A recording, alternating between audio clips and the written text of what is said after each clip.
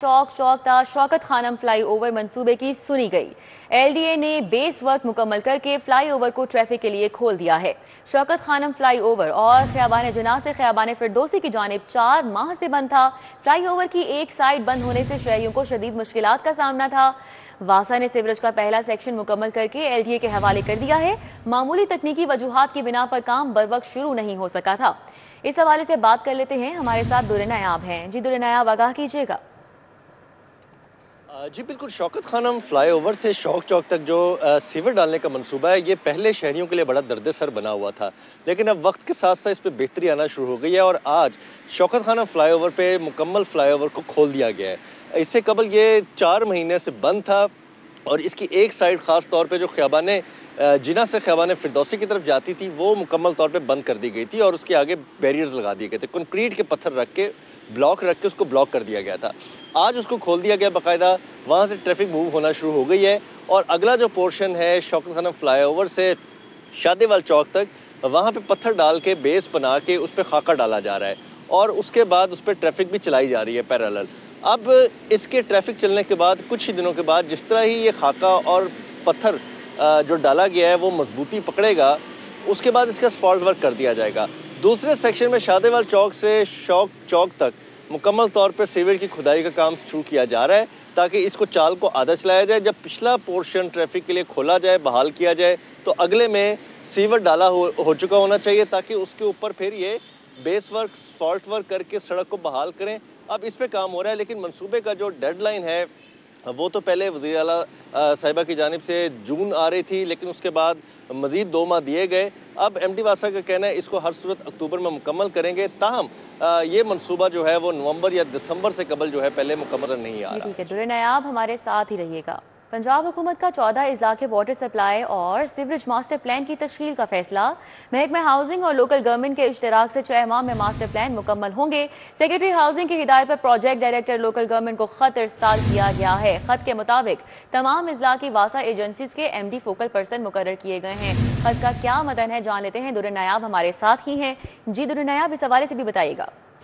जी बिल्कुल, पंजाब हुकूमत ने 14 अजला के water supply sewerage master plan तश्कील का फैसला किया है कि जिसमें महकमा हाउसिंग और लोकल गवर्नमेंट के इश्तराक से ये 6 माह में काम को मुकम्मल किया जाएगा। सेक्रेटरी हाउसिंग नूरबिन मेंगल की हिदायत पर कोऑर्डिनेटर लोकल गवर्नमेंट को खत इरसाल कर दिया गया। खत के मुताबिक तमाम अजला की वासा एजेंसियों के MD फोकल पर्सन होंगे। मौजूदा वाटर सप्लाई सीवरेज सिस्टम बरसाती नालों के निजाम की असेसमेंट की जाएगी। हाल और मुस्तकबिल के तनाजुर में अर्बन प्लानिंग की जाएगी। मौसमाती असरात के पेश नजर प्लानिंग फ्रेमवर्क तश्कील दिया जाएगा। इंफ्रास्ट्रक्चर की बेहतरी के लिए मर्रावा फाइनेंशियल प्लान तश्कील दिया जाएगा। वासा एजेंसियों की कैपेसिटी बिल्डिंग और इदाराजाती मजबूती पर भी काम किया जाएगा। जी ठीक है, बहुत शुक्रिया दुरे नायाब। पंजाब में बिजली के बिलों में कमी लाने के लिए हुकूमत की नई हिकमत अमली तवानाई के शोबे में गैर मियारी मसनूआत से अवाम को तहफ़्फ़ुज़ दिया जाएगा।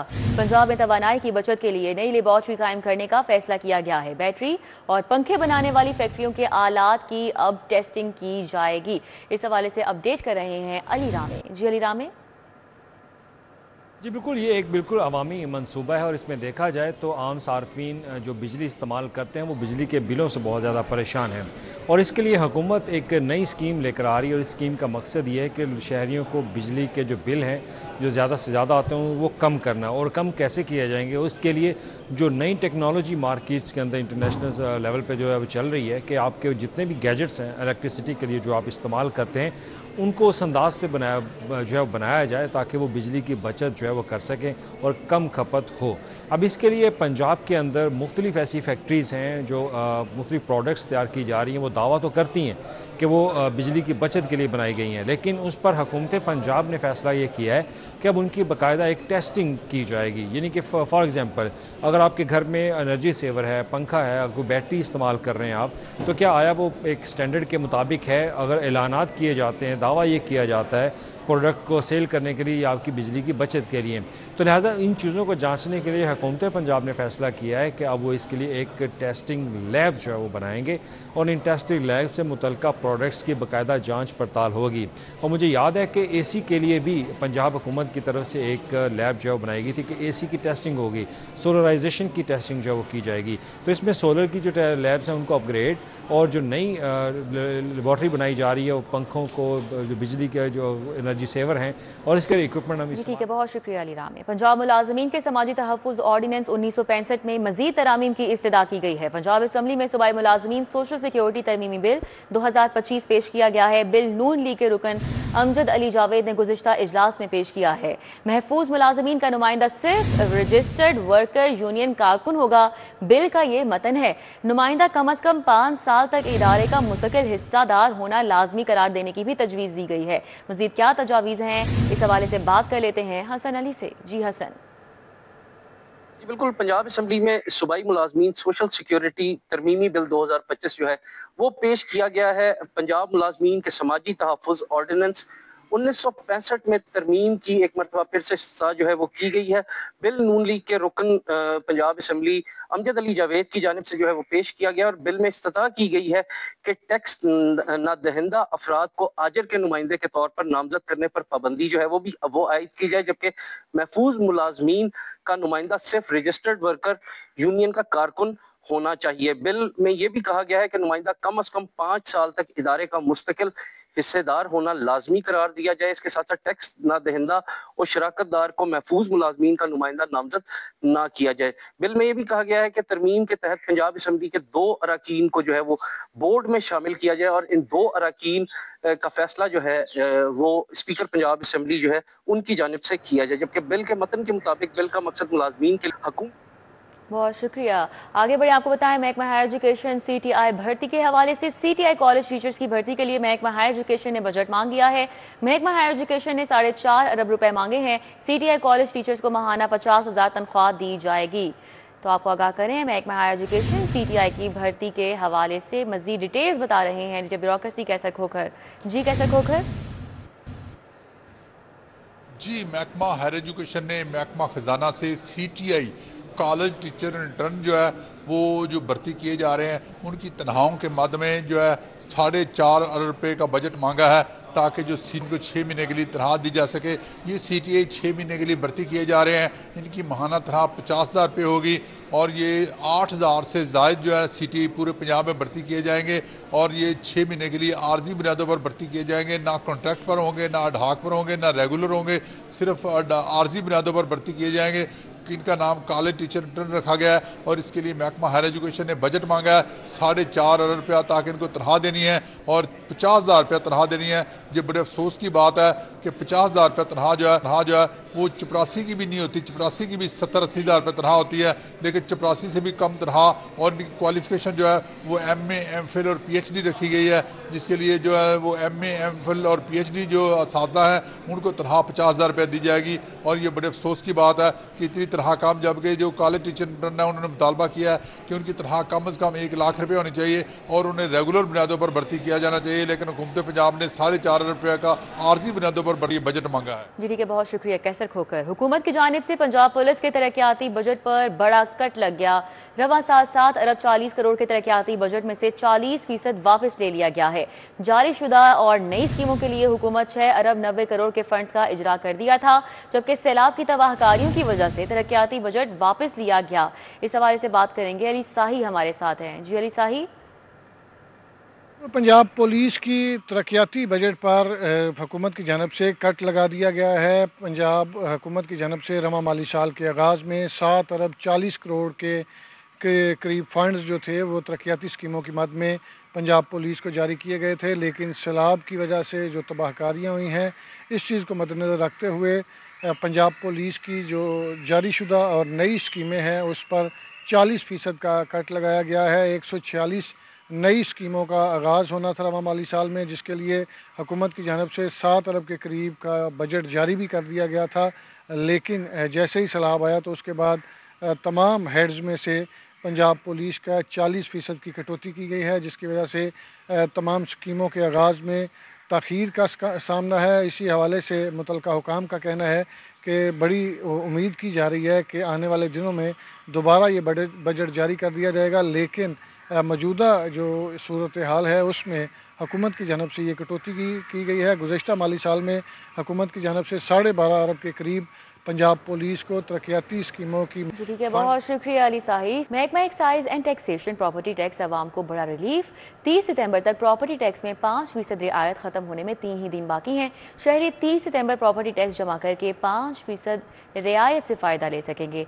टैक्स दहिंदगान की सहूलत के लिए रीजन ए और बी के दफातर इतवार को भी खुले रहेंगे। तमाम अफसरान और अमले को टैक्स गुजारों की रहनुमाई के लिए मौजूद रहने की हिदायत हैं। तमाम अफसरान को बड़े टैक्स गुजारों से बराह रास्त रब्ता करने की हिदायत है। महकमा माहौलियात कमिश्नर ऑफिस की जानिब से इंसदाद स्मॉग आगाही वॉक का इनेकाद किया गया। कमिश्नर लाहौर ने मीडिया से गुफ्तगू की। उनकी जानिब से क्या कहा गया आपको दिखाते हैं।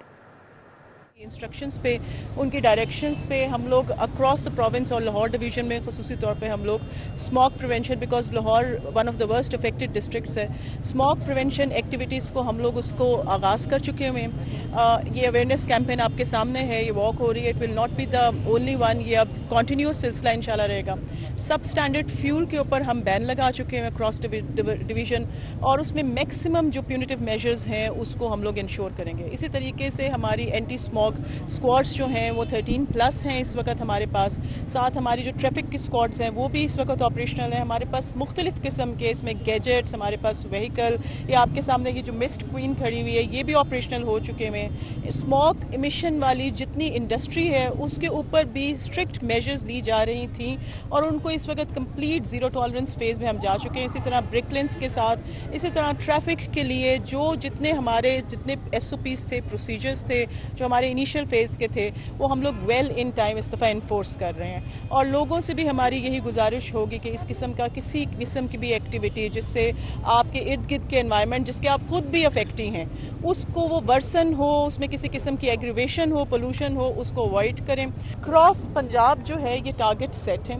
लाहौर में पहले ही एक बहुत रोबस्ट जो ट्रांसपोर्ट का मैकेनिज़्म है वो अवेलेबल है, एंड डेफिनेटली लाहौर के अंदर भी एक बहुत मैसिव फ्लीट आएगी इंशाल्लाह ताला, और जैसे अक्रॉस पंजाब आप देख रहे हैं, और that will also contribute to a massive reduction because traffic.